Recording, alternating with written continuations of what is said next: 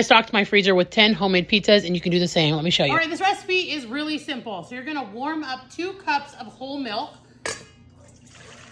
Then you're gonna use quick rise yeast. Now you're gonna add 14 grams of yeast or 2 of the packets that you buy at the store. Go ahead and mix these 2 together.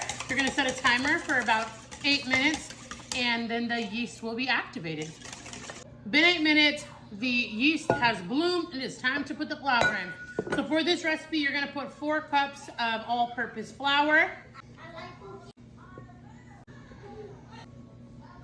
2 tablespoons of salt, and 2 tablespoons of olive oil. That's everything. Go ahead and combine this together and we're gonna knead it. You can use your hands for this, a fork, whatever you like. I'm gonna go ahead and use my mixer and then I'll knead the rest on my counter.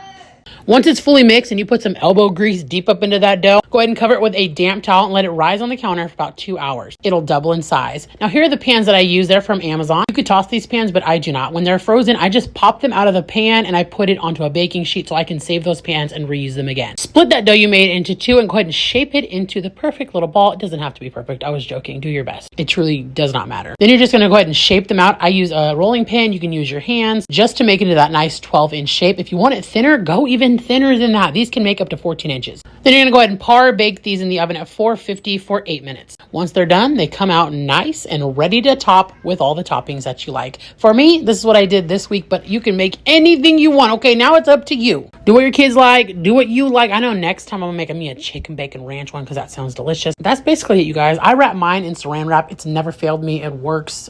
It's easy and it's cheap. And just like that, we have 10 pizzas. Now this recipe I showed you makes 2 pizzas. Go ahead and multiply that as many times as you want. That's it, you guys. This can go in the freezer.